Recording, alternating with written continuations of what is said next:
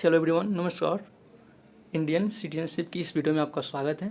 And ये video short form में होंगी, जिसमें आपको शॉर्ट में आपके रिवीजन के लिए परफेक्ट वीडियो है।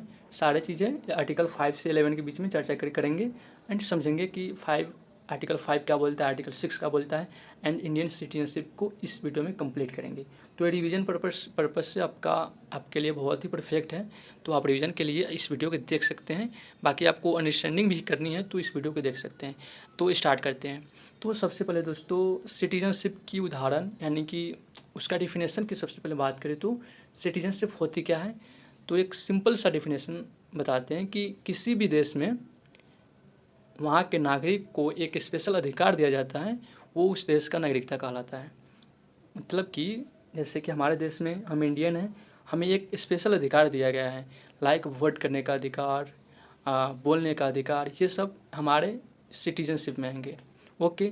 बाकी आप यहाँ देखेंगे पर्सन क्या होता है, जैसे कि लाइक आप ये समझिए कोई ताजमहल, कोई लाल किला देखने विदेश टूर से आते हैं पीपुल, तो वो इंडियन सिटीजनशिप नहीं होंगे, वो पर्सन होंगे। एंड सिटीजन क्या होता है, जो इंडियन हो और उनको एक स्पेशल अधिकार दिया गया हो प्रीमियम लेवल का, यानी कि एक स्पेशल अधिकार बोल सकते हैं हम। एंड माइनॉरिटी क्या होता है, माइनॉरिटी क्या होता है यानी कि अल्पसंख्यक, जिनका संख्या कम हो वो माइनॉरिटी होते हैं। जैसे कि ये लैंग्वेज के हिसाब से हो सकते हैं, भाषा के बेस पे हो सकते हैं, जैसे कि मुस्लिम, सिख, पारसी, ये सब माइनॉरिटी होते हैं।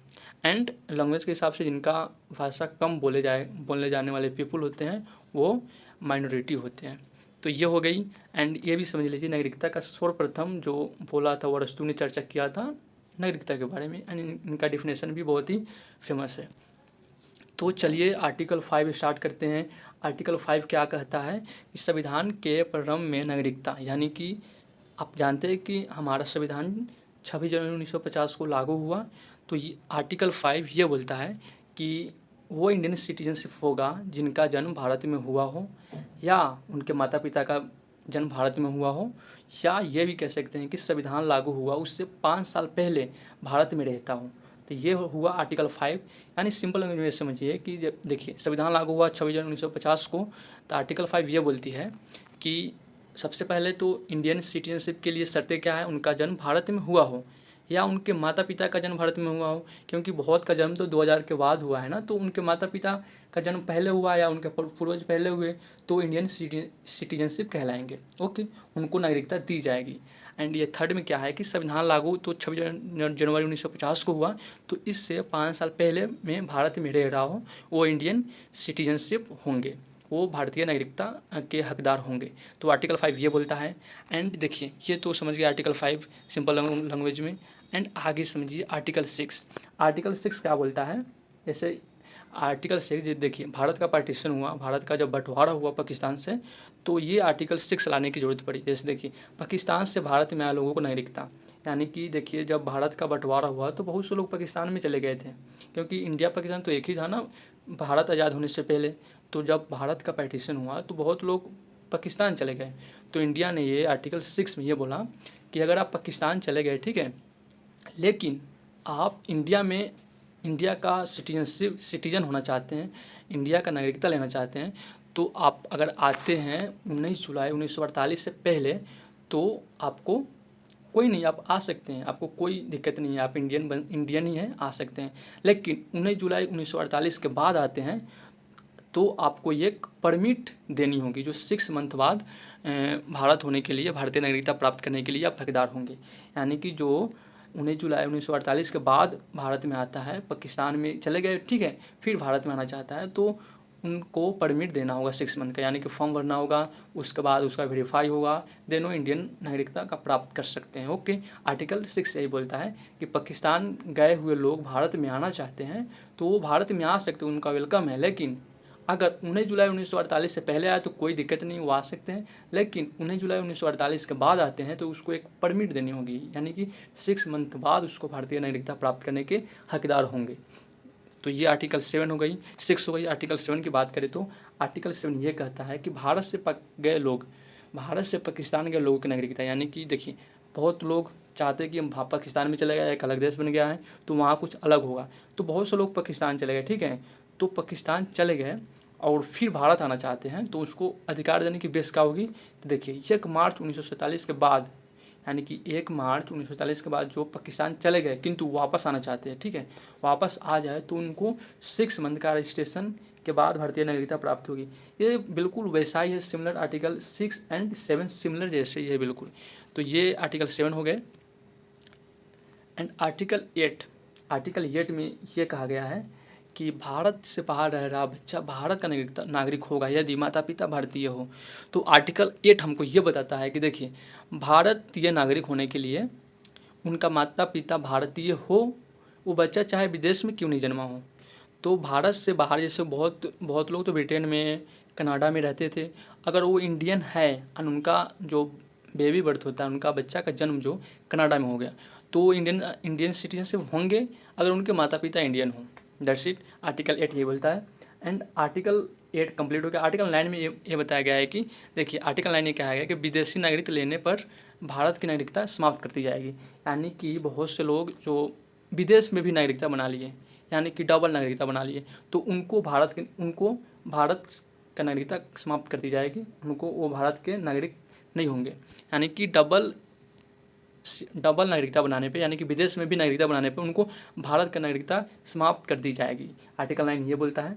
एंड आर्टिकल 10 की बात करें तो नागरिकता का बनाना रहना जबकि कोई अन्यथा कार्य न करे। यानी कि देखिए आर्टिकल 10 ये बोलता है कि आप इंडियन सिटीजनशिप होंगे यदि आप देशद्रोही कार्य नहीं करें, आप देश को नहीं भड़काए, गलत सलत बात नहीं करें। लाइक देखिए बहुत से होता है ना कि कोई इंडिया चीन में अगर युद्ध होता है तो कोई चाइना को सपोर्ट करने लगे तो उनका नागरिकता समाप्त कर दी जाएगी, या कोई मोदी पे ही वार कर दे, या कोई हमारे पीएम पे ही वार कर दे। लाइक ये समझ सकते हैं आप। यानी कि जो देशद्रोही कार्य करे, यानी कि जो देश के खिलाफ कार्य करे, उनका नागरिकता भी खत्म कर दी जा सकती है। आर्टिकल 10 में यही बोला गया है।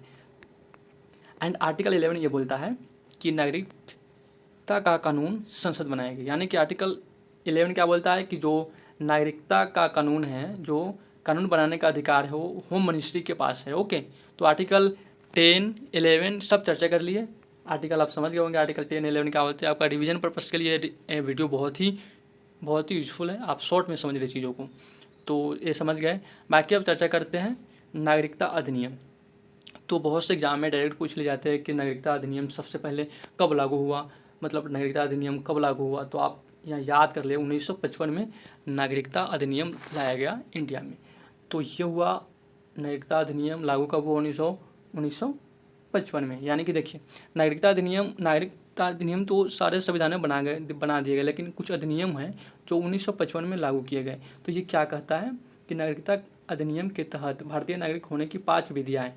नागरिकता अधिनियम 1955 में लागू हुआ एंड इनके 5 विधि है जिससे आप इंडियन सिटीजनशिप बन सकते हैं, आप इंडियन सिटीजनशिप प्राप्त कर सकते हैं। तो सबसे पहले कुछ बात करें कि इंडियन जो नागरिकता अधिनियम लागू 1955 में हुआ और संशोधन भी तो हुआ। हर चीज़ परफेक्ट नहीं बनाई जा सकती, तो कुछ संशोधन भी किए गए। तो नागरिकता अधिनियम सबसे पहले कब सुधार किया गया, मतलब कि कब संशोधन किया गया, तो 1986।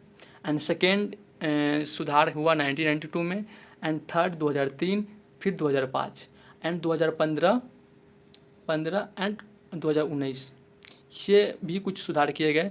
तो सबसे पहले 2019 आप समझ सकते हैं, 2019 में बहुत बड़ी बिल आई थी CAA। इसके बारे में नेक्स्ट वीडियो में चर्चा करेंगे, आप नेक्स्ट वीडियो देख लीजिएगा CAA क्या होता है। बाकी इसमें बात करें तो नागरिकता अधिनियम के 5 विधियाँ जिससे आप भारतीय नागरिकता प्राप्त कर सकते हैं।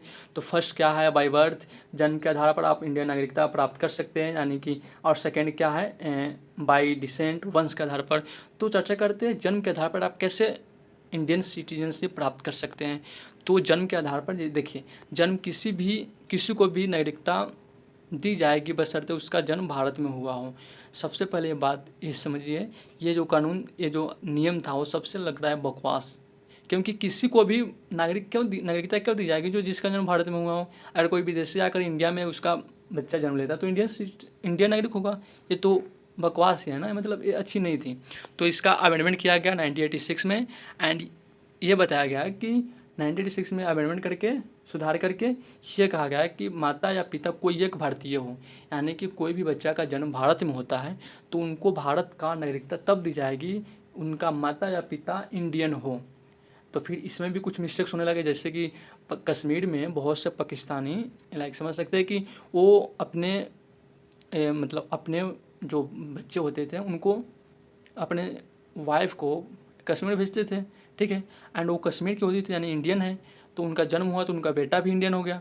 तो इस तरह से बहुत घुसपैठ हुआ, जिससे फिर लगा कि संविधान में लगा कि कुछ संशोधन करनी चाहिए। तो 2003 में यह कहा गया कि भारत में अगर कोई बच्चा जन्म ले रहा है तो वो भारतीय तब होगा जब उसका माता और पिता दोनों इंडियन हों, वो भी वैलिड डॉक्यूमेंट के साथ, यानी कि उनको नागरिकता प्राप्त हो कोई गलत तरीके से नहीं, यानी वैलिड हो। तो ये हो गया जन्म के आधार पर नागरिकता देना। सेकंड अधिनियम क्या है कि वंश के आधार पर, ये है वंश के आधार पर। वंश के आधार पर क्या होगा, जैसे कि किसी भी बच्चा का जन्म कहीं भी हुआ हो, यानी कि विदेश में भी हो, कहीं भी हुआ हो, उनका पिता हो जो भारतीय हो, वो भारतीय नागरिकता कहलाएगा वो बच्चा। यानी कि देखिए बहुत से बच्चे जो अमीर लोग होते हैं वो तो बाहर चले जाते हैं, ठीक है, लेकिन उनका फादर है जो इंडियन है, एंड अगर कोई विदेश में जाके उसका जन्म होता है किसी के बच्चा का, अगर उसका फादर इंडियन है तो वो क्या होगा, वो बच्चा भी इंडियन नागरिक होगा, वो भी बच्चा इंडियन नागरिक, इंडियन सिटीजनशिप कहलाएगा, ठीक है, इंडियन सिटीजन कहलाएगा। तो ये रहा वंश के आधार पर, यानी कि देखिए जैसे हम लोग ही कोई बच्चा है, ठीक है, तो वो अगर विदेश में रह रहा है कोई, ठीक है, अगर उसका दादाजी जो इंडियन है तो उनका फादर भी इंडियन होगा, और उनका फादर इंडियन है तो उनका बेटा भी इंडियन होगा। इस तरह से वंश के आधार पर इंडियन नागरिकता देने की प्रावधान की गई। ओके दोस्तों, और बाद में ये भी सुधार किया गया कि इसमें ये कहा गया कि ओनली फादर इंडियन हो, ठीक है। तो फिर इसको सुधार करके 1992 में ये सुधार किया गया, और ये कहा गया कि माता और पिता दोनों भारतीय हो तब उनको भारतीय नागरिकता ले पाएंगे, ठीक है। यानी कि जो वंश के आधार पर यह था कि उनका ओनली फादर ही इंडियन होना चाहिए। फिर इसको कब सुधार किया गया है, 1992 में, ठीक है, 1992 में सुधार करके ये कहा गया है कि माता पिता दोनों इंडियन हो तब वो बच्चा भी इंडियन कहलाएगा अगर वो विदेश में जन्म लेता है। तो ये रहा वंश के आधार पर, यानी कि बाय डिसेंट। एंड थर्ड में क्या हुआ, पंजीकरण के आधार पर भी इंडियन सिटीजनशिप हासिल कर सकते हैं। तो पंजीकरण की क्या शर्तें हैं, तो देखिए भारतीय नागरिकता पंजीकरण से प्राप्त कर सकते हैं। शर्तें क्या है कि भारत में आप 7 साल से रह रहे हों। अगर आप भारत में नागरिकता प्राप्त करना चाहते हैं तो सबसे पहले आप भारत में 7 साल से रह रहे हो, फिर आप पंजीकरण करेंगे, फिर उसको वेरीफाई करेंगे वहाँ का ऑफिसर्स, फिर उनके बाद अगर आपको देने का प्रावधान हो तो आपको नागरिकता मिल सकती है पंजीकरण से, bye registration. Okay, and fourth में क्या है, देशीकरण को क्या बोलते हैं, नेचुरलाइजेशन, ठीक है।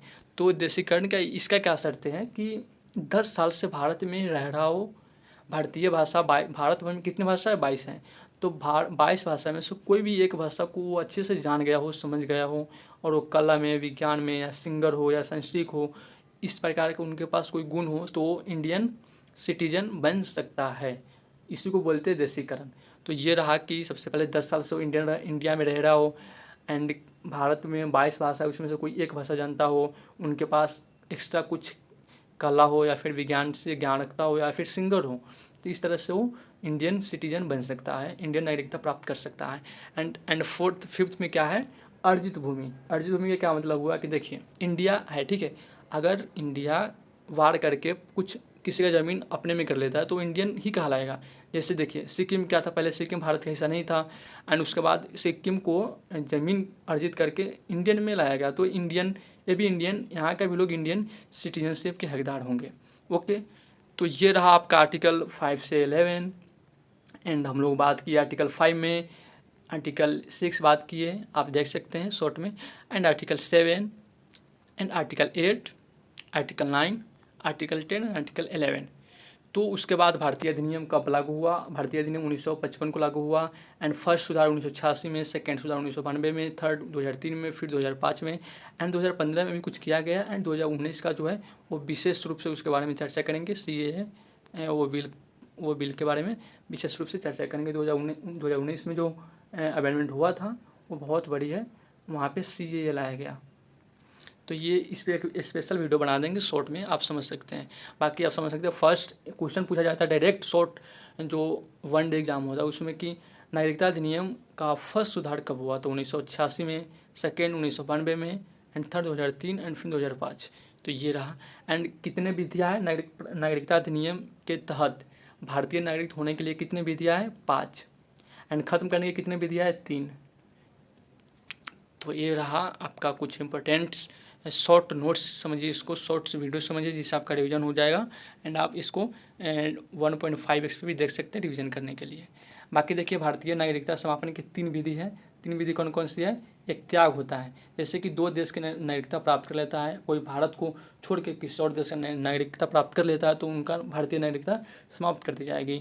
और बर्खास्त का क्या होता है कि जो देशद्रोही हो, जो देश के प्रति ही विरोध करता हो, तो उसका भी सिटीजनशिप ख़त्म कर दी जाएगी। एक वंचित होता है, यानी कि जो मेंटली डिस्टर्ब हो, किसी को भी गाली दे दे या फिर किसी को गोली मार दे या फिर देश की आलोचना करे या फिर और भी चीज़ें, जो मेंटली डिस्टर्ब हो कुछ भी कर सकता है, तो उनका भी नागरिकता ख़त्म की जा सकती है, जो इस तीन बेस पे की जा सकती है। बाकी कुछ इंपॉर्टेंट क्वेश्चन की बात करें तो देखिए ये क्वेश्चन पूछा जाता है डायरेक्ट, आप समझ सकते हो 1 डे एग्जाम में पूछा जाता है कि यहाँ पे भारतीय संविधान में नागरिकता कहाँ से लाया गया। तो भारतीय संविधान में नागरिकता कौन से देश से लाया गया, नागरिकता का जो अधिनियम है कौन से देश से लाया गया, तो आप ब्रिटेन चेक करेंगे, ब्रिटेन से लाया गया। अब भारत की नागरिकता कैसी है, तो एक खड़ी है। एक खड़ी नागरिकता मतलब क्या हुआ, एक खड़ी का मतलब यह हुआ कि देखिए भारत में तो भारत एक देश है, उसमें 29 स्टेट हैं। जैसे कोई बिहार से वो बोला कि मेरे पास ना बिहार का भी है और भारत का भी है, तो वो गलत है, क्योंकि वो इंडियन है, ठीक है। वो कोई बोलेगा नहीं मेरे पास ना बिहार का भी सिटीजनशिप है और इंडिया का भी, तो वो गलत है, उसको वो बिल्कुल गलत है, ठीक है।